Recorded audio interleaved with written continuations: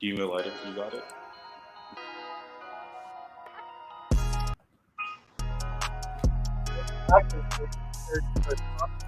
Host for tonight, Sean.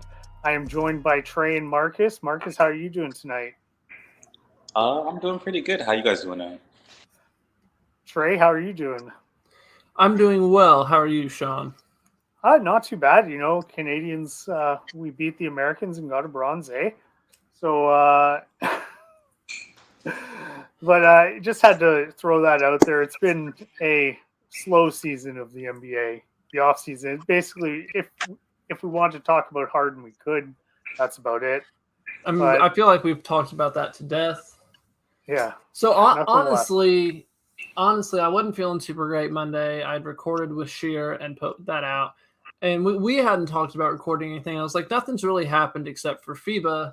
Well, maybe we'll just skip this week. But of course, the Canadian of the group had to hit me up and be like, hey, we got a tape, man. We have to talk about this. So I enjoy your victory. It was well earned, well deserved. Dylan Brooks came out and showed out. And congratulations, Sean. Yeah, you know, I'll take third with Dylan Brooks over fourth without, like you had asked off the air. I don't have any beef with Dylan Brooks playing on the Canadian team. What he does in the NBA is a totally separate thing.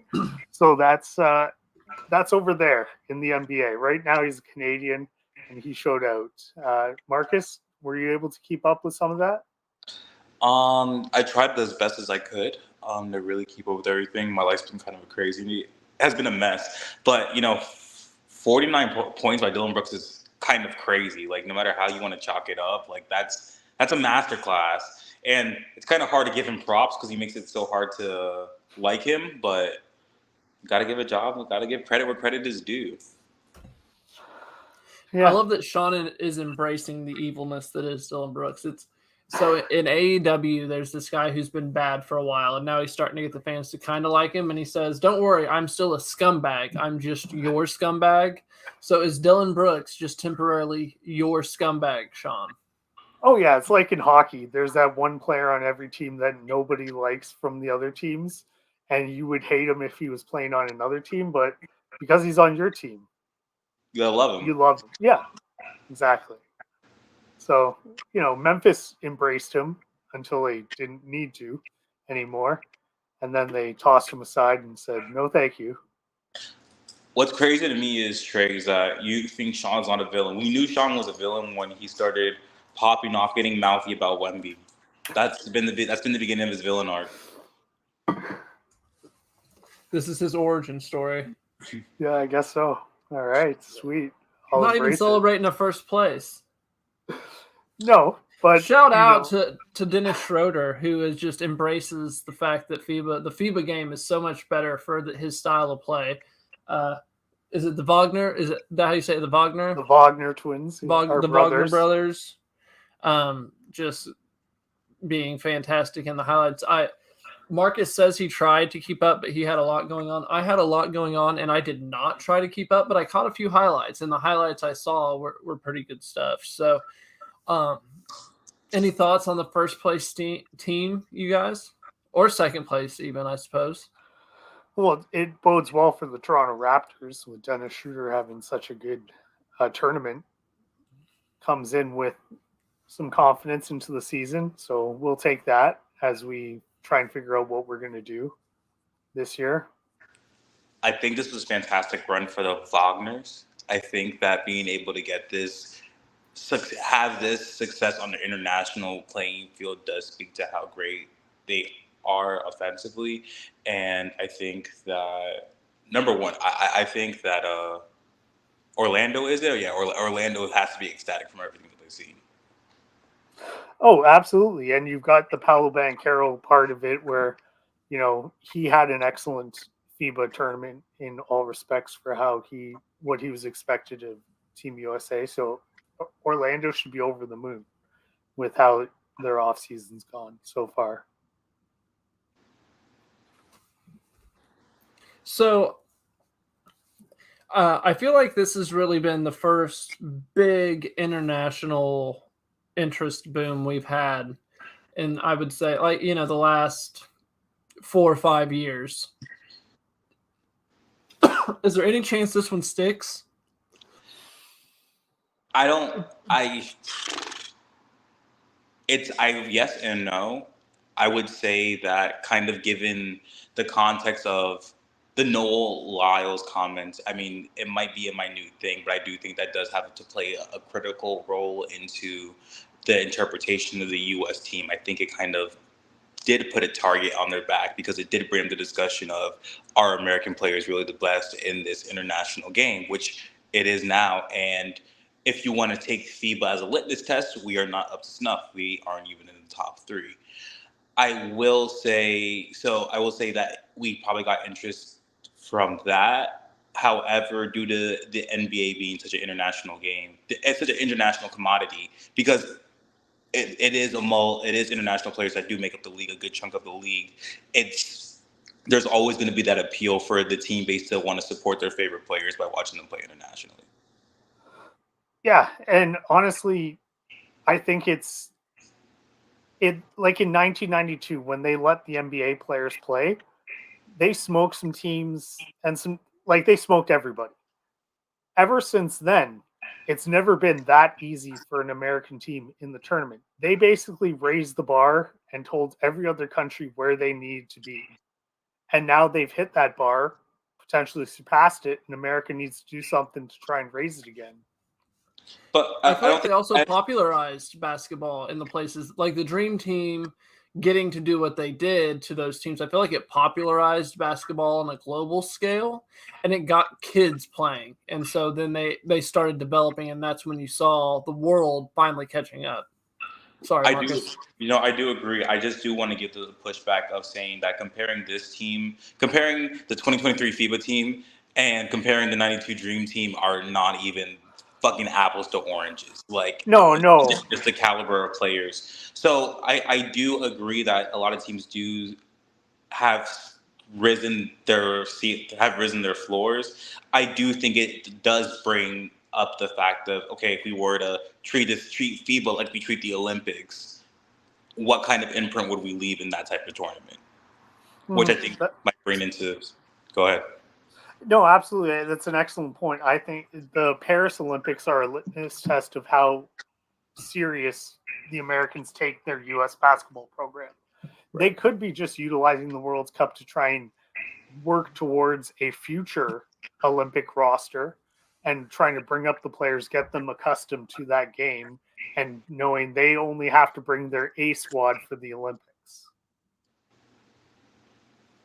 I mean, I don't know that LeBron starts doing this Avengers tour if they get gold this last go around. And I'm pretty sure they got 7th at the last World Cup. So we've dropped off on a global scale other than the Olympics for a while. But to answer my own hypothetical from earlier, if this interest is going to stick on international level, we know that like LeBron and Curry and Draymond and like AD and all, the Americans are gearing up to go in and go hard on the Olympics. But if we can get Jokic to play for his team, if we can get like Embiid to join France and Wemby, so like you could have Gobert, Wemby, and Embiid with no three in the key rule in FIBA, so like you could just flood the lane. I feel like if you can get the A teams for every country and just really promote this as just the premier tournament, I think it would really, really make it matter. But if you don't get that, then I think this fizzles out by the next Olympics. You brought up a great point where France starts doing what they starts treating their basketball team like their soccer team. They're like, oh yeah, your country was under France occupancy. You should definitely play for us.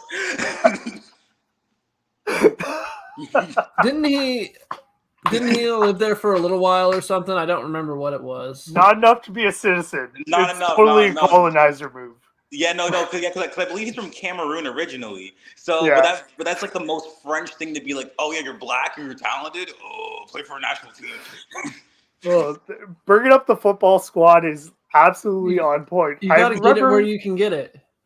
Honestly, if you look at when they won the World Cup when they last hosted in the 90s, compared to the team that just won the World Cup or just came in second place, it's night and day, pun intended. Literally and figuratively. Yeah. To just jump right away from the race jokes that I enjoy so much. Don't get me wrong, but one of the fun sliding doors for me is the idea that if COVID hadn't been a thing, Paolo would be on the Italian team and not the United States team. I think that's just a fun what if. But for me, I don't care that they lose. I'm just excited that people are embracing this cup style tournament where it's group play and then a single elimination tournament, because we're getting ready to have that with NBA teams and NBA players. So this is a nice warm up, and I'm glad people can get into it. No, for sure. Like, the soccer fan in me is super excited for this because it does bring the appeal of, like, actually, like, hey, like, implications meet or something, rather than just the playoffs, rather than just make it into the postseason. Like, what you do and how you determine your team throughout the entire season has its consequence, has its positives and its negatives. Absolutely. You both said it best. And I mean, bringing up the World Cup, part of making sure like these games, part of making sure those games matter. They did them. I think it's like Tuesdays and Fridays in November, but they made sure it's not on the back-to-backs. The NBA Board of Governors just met to do rest rules, and they're not letting teams rest players for those games. So that'll be good. It's also teams must manage their roster to ensure that no more than one star player is unavailable for the same game. Must ensure star players are available for national television and in-season tournament games. The Clippers are crying. I'm sorry. Must maintain a balance between the number of one-game absences for a star player in home and road games. And they prefer no long-term shutdowns. So, and if they are healthy, they want and are resting, they want them still visible to the fans, so that way the fans going. I mean, for me, I like this. I feel like these have pretty well been the unwritten rules for the last couple of years, so having them in print doesn't make much of a difference. Do you guys have any thoughts on them other than being excited that these tournament games are going to be played on fresh legs? No, I mean, it's good to hold the players accountable and hold coaching teams accountable. Like, I just think that it sets a different precedent, especially, I brought up the Clippers earlier, but I think they're the perfect example of a team where you do have two marquee players, but due to their inability to be on the floor, it causes the team to be in a detriment. I'm sure you guys have seen that clutch points graph running around of the games that Paul George and Kawhi have played together, and the Taylor Swift tour. How T Swizzles has effectively on the single tour doubled her appearances that they have played in the last season. So I think it's a very funny stat to look at, but I think it does play a part into team success. I mean, it clearly does. Like, one thing I think we forget about with Kawhi, I mixed Kawhi and Kyrie there. With Kawhi is that he has that degenerative issue. Like, I know a lot of guys, they rest because they're hurt or injured, but like the more Kawhi plays, he's just going to grind that down. It's not like he can rest and get healthier. He's literally just, he's the Brandon Roy. He has so many miles before he just hits empty. So for me, I expect him to rest a lot, but like, you're right, Paul George, he needs to be out there for enough games to qualify for those awards. So respectfully, as a Dwayne Wade fan, I'm not buying. That means fucking nothing to me. Like being a superstar player, kind of, it comes with the territory, unfortunately. And I'm not saying that we shouldn't take heed into how players feel and how they are, but if you're going to be making marquee money, the best ability is availability. I think we all can agree that he has not played enough games to show that the contract that he is on is worth it. I think Sean agrees with me. You're a little bit of a wild card, so I don't want to swear on you. I mean, so if I'm Steve Ballmer, you're right. Kawhi's best ability is availability, but it's availability in the playoffs. So for me, if I have a guy who, like, he was in a car crash and he has a hip and he has to go in the offseason, every offseason, and get it fixed up, I don't care if he's doing the Roger Clemens and not even playing the first 3 months. I agree for fans and even for coaches, it's the best to have him for available. But degenerative stuff, I feel like that's like a different class. No, it's a certain different level of care that is shown to them for sure. And I am not saying that you don't have to sit.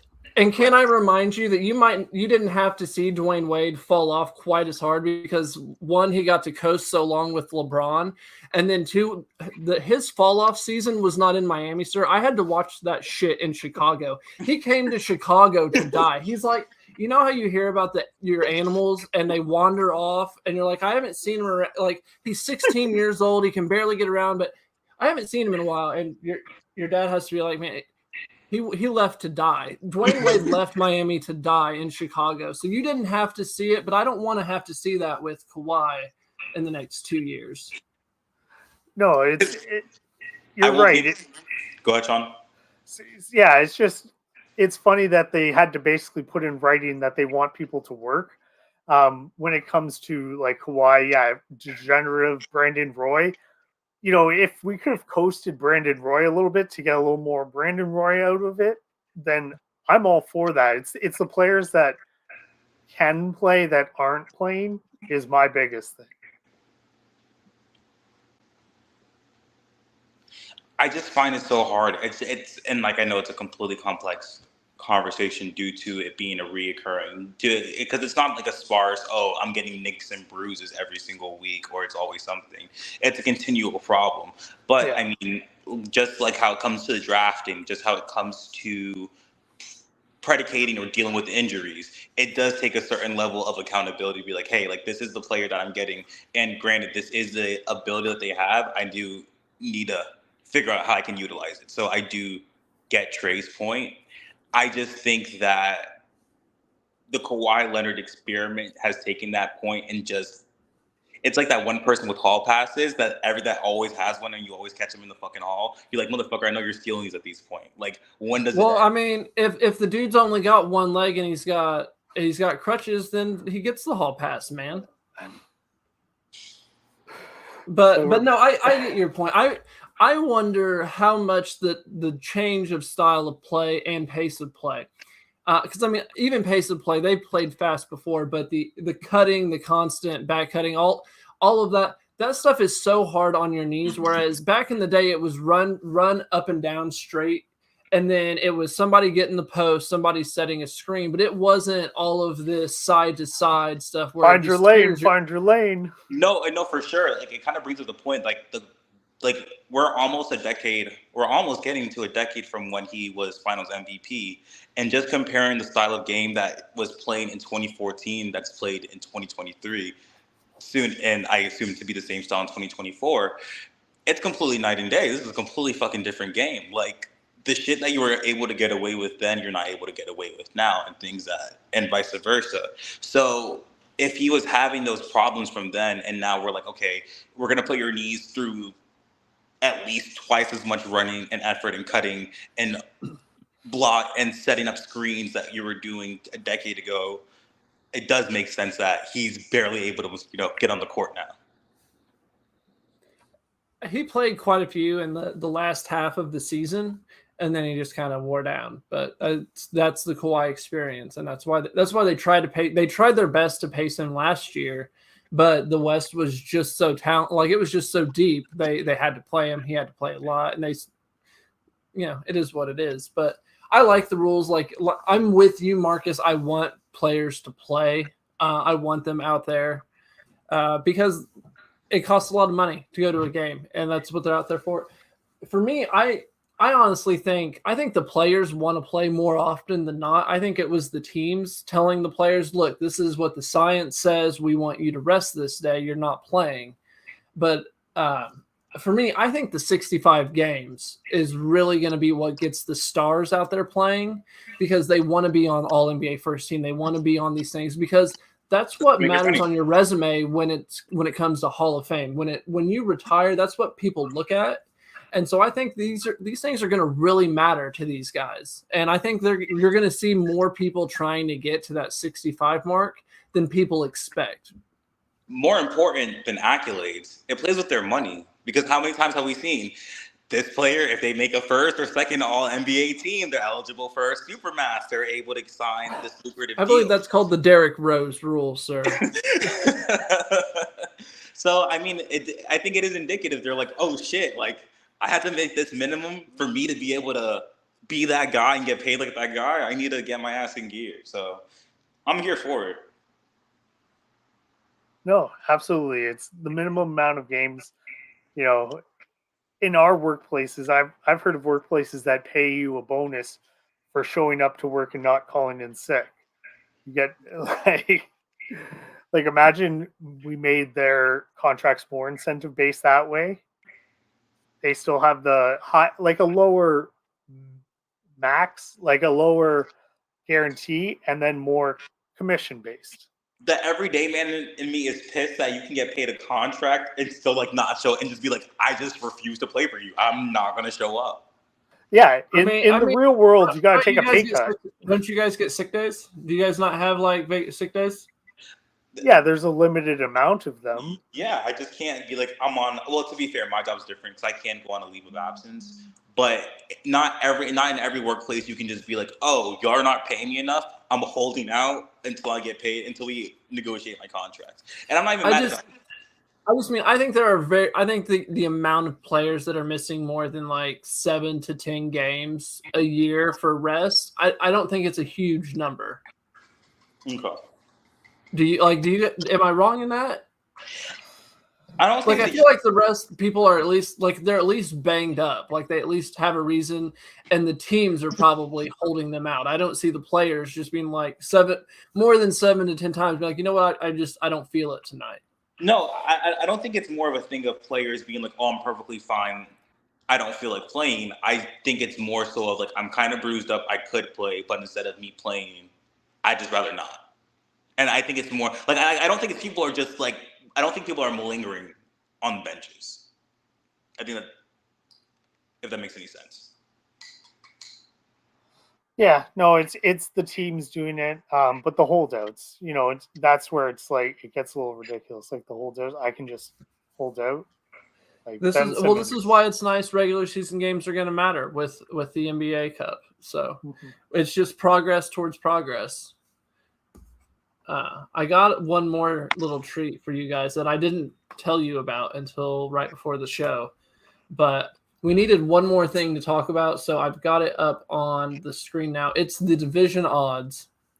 I just figured we'd pick a favorite that we like, and you got to kind of zoom in. I was doing it literally as we were starting the show, so I didn't get to size it up just right, but pick a favorite you like, a non-favorite you like, and then like a long shot, like at least like a plus 1,000 or plus, we'll say plus 800 because 800 seems to win the division or the conference. The division. The division. Ooh, the division. Okay, that's kind of hard.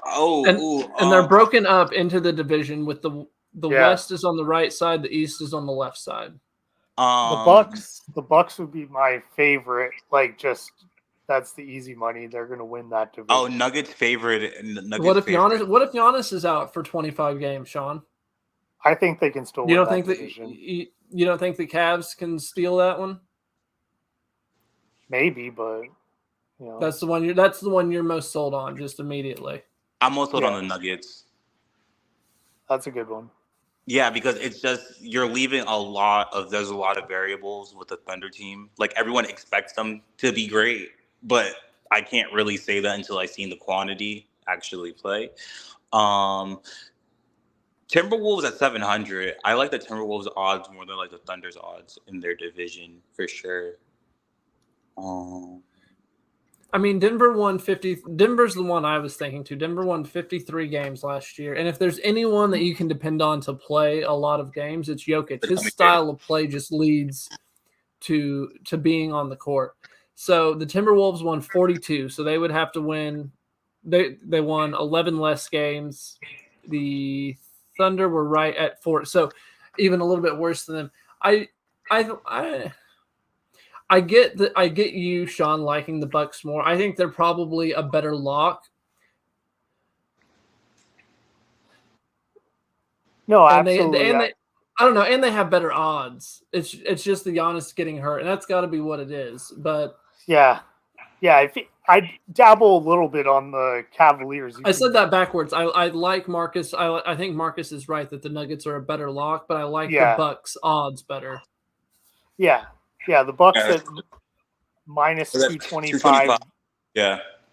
Nuggets minus 450. So yeah, but I'd spring like if I took the Bucks, it wouldn't be a bad move to take the Cavs, like to try and cover the back end. I got the Cavs. I got the Cavs in their division, to be completely candid. In my opinion, +200, yeah. Yeah, no, and I think just the embarrassment. Right. Yeah, I think just their embarrassment of their playoff exit is just going to be like, we can't, never again. Yeah, absolutely. What about you, Trey? What's your division winner? Oh, I think I'm going with you with the Bucks. The Mavericks and Grizzlies are both tied for the favorites. I don't really like anything over that way. The Suns, Warriors, and Lakers are so yeah. I think I'm going the Bucks. I like those odds the best. Marcus, so are you saying you like the Cavs? You just like the Cavs to win the division? Yeah. So they're definitely your favorite. Then that's not the favorite. Correct. If you have to pick a team that's not the favorite, what about you, Sean?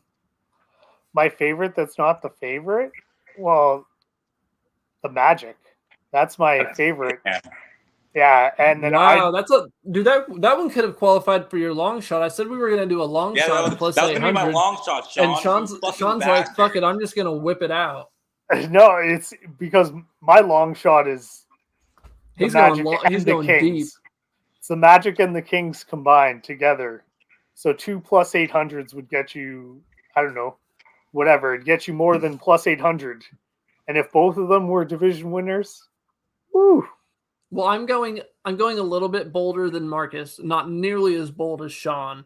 And I'm going to say I like the Pelicans. They're plus the easy one is the Timberwolves. It's +700, but we all like the Timberwolves. And if Jokic gets hurt for a little bit, I think I could easily see that happening. But to not, be a caricature of myself and go Timberwolves for everything all the time, I'm going to go Pelicans with this one. It's +260, but Brandon Ingram is going to have something to prove after such a shitty FIBA, and the NBA game is just so much better for his style of play. Zion, hopefully, is healthy again. I love everything they do. Trey Murphy being out sucks, but they've got a lot of depth, and I like that. So that's the team I'm picking in my favorite that's not the favorite category. All right, so Sean's already spilled the beans. Kings are his long shot. Which no, it's Magic and Kings. You got to pick one of the. You picked Magic. No, you combine them.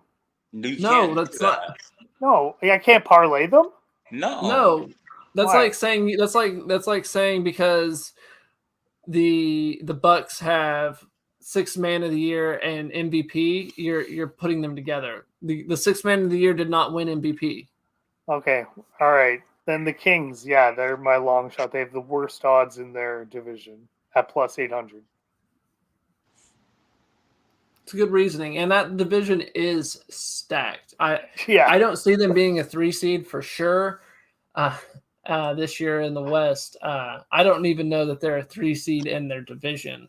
They can still make the playoffs but man, that division is loaded. You got the Suns, Warriors, Lakers, and Clippers. The Clippers aren't going to play enough players. The who? The Clippers aren't going to play enough of their good players, so the Kings can take out the Clippers easily. And we'll see if the Lakers take the regular season seriously. They have to at this point. What's your long shot, Marcus? Well, I was gonna go with the Rockets, but then I remembered the whole Kevin Porter situation. So I was like, okay, not those people. So Fred VanVleet, man. No, I'm so good on that. I'm actually gonna go with the Wizards. Just as a long shot. Wait. Plus 12,500. Literally, Yeah, they're not gonna be. They're not like. There's no way. Like in a conference. Well, Marcus, I said the long shot, not the longest shot. They literally have the worst odds in the whole entire league to win their division. This is not the longest yard, sir. I can't double back on the Magic. I just know how shitty as a Heat fan. I just know how shitty the Southeastern Division can get. And what about the Hornets then? They're only plus 3,500. They got wife beater Miles Bridges coming back.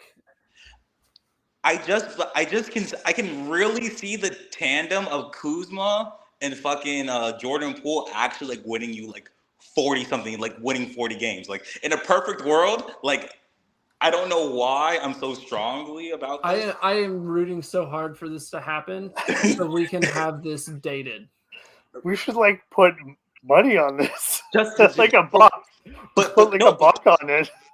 But think about it. You can't tell me you seriously can't sit here and tell me that if you can look at the fucking Wizards roster, they still got fucking Denny. I'm still high on that boy. That there aren't the pieces for them to be a competent team. The highest person I've ever seen on it. You want to know what you can really sell me on though? Look at all the other divisions. That division, all it takes is the Heat not getting Dame and like Butler going out for a little bit.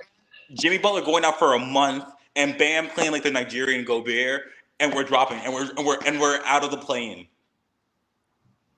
No, absolutely. I'm not buying any stock, but you know how they have those ads? It's like spend $5 and get 200 to bet. I need to do that just so we can throw a little on the Wizards. But honestly, we're gonna have to wrap this up soon. My thing's getting ready to die. I'm getting the light. So if I go away, you're just gonna have to. You guys already wait. Did I say my long shot? No, you didn't. No. Oh, because I haven't picked it yet. Oh, it's fine. I'll keep talking. Irresponsible behavior right here. Sean, do me a favor. Find the. I mean, honestly, I want to go Hornets, but I cannot root for someone who did that to his significant other. So I'm going to go Pacers at 3,000. If the Bucks, if Giannis is a little dinged up or they just don't quite mesh so well, and if the Cavs, I'm not super continue the playoffs. Yeah, continue the playoffs. Even just struggle a little bit trying to work on different things. I could see the Pacers like sneaking in there and the last like week and a half of the season going 4-0 and everyone being like, what the hell just happened? How did the Pacers win the division? Well, that's a good one. Yeah. You're welcome, Joe. The Heat having minus odds is ridiculous. No, it's not, Sean. I mean, no, it's not. Look at the other teams in the division. Yeah, no, I got this one. Our team doesn't even know what our identity is right now. We're predicated on our team's basing our identity off a player who non-consensually wants to come here. It's like being a teenager, right? You're 16. This girl wants to fucking date you. Too bad she doesn't have a fucking car and her parents hate your guts. So it's like it's really like not meant to fucking be. Like we're basing our identity off someone who's not even allowed to get out of the house without consent. So what was her name, Marcus? I'm not incriminating myself on the pod. But there's just too many variables with it. There's just way too many variables on it. Like in a perfect, like if you look at our team just from a statistic standpoint, Tyler Hero is kind of our best offensive player. It's terrifying. Absolutely great way to end the pod. Just amazing analogy. It's tough days for the Heat, but you went to the finals last year, so honestly, we wouldn't want it any other way. Yeah, we like it like this, so people can so we can just keep talking about how underrated we are as an organization. They hate us because they ain't us. So thank you so much, Marcus. Where can the people find you? You can find me on Instagram at No Chill Will. Same thing on Threads and on Facebook under like Marcus Wilson. All right, Trey. Where can the people find you? On Threads at Finally and in the Discord. All right, for the Hoop Social. So at Hoop Social on TikTok. Yeah, they've got some great ones out there. And I don't do that though. That's Ori. I can't. No, that's Ori. No, yeah. And go to hoopsocial.com. Some great articles out there. A nice one about how the Philadelphia 76ers should just eat their vegetables and trade James Harden. So go check that out. Thank you so much, boys. It was a blast. Congrats, Sean, on winning your first round matchup. The 8 seed upsetting the 1 seed in the Hoop Social tournament. Congratulations. I was holding my breath there during the middle. That clay pick has just been brilliant. Congratulations. He has no fear. He'll average 10 shots a game. Marcus, you won your game too, didn't you? I haven't played my game 2 yet. I've only played my game 1. But you won your first game, right? Yeah. We didn't I'm win. Gonna play. We didn't win. Oh, we you dominated. didn't win? We dominated. We dominated the competition. I was gonna say. I thought for sure you won. Yeah, I'm gonna do your game 2 tomorrow. Yeah. I'm telling you, having Hakeem and Kawhi and what was it? Like Anthony Davis? I think was my first one. Yeah. And Anthony Davis as your front court. Who would have knew people can't score on that? Who could have seen this coming? Yeah, follow Finally on Twitch to check out those live streams and watch the broadcast after. I'm glad I made it a small turn, like a best of 3. I think it's made it a little more enjoyable. But I've enjoyed how much people have enjoyed following along with it. It's been fun. That's awesome. Yeah, so check that out. Thank you so much. That's Charity Stripe commentary out for this week. Have a great week, guys.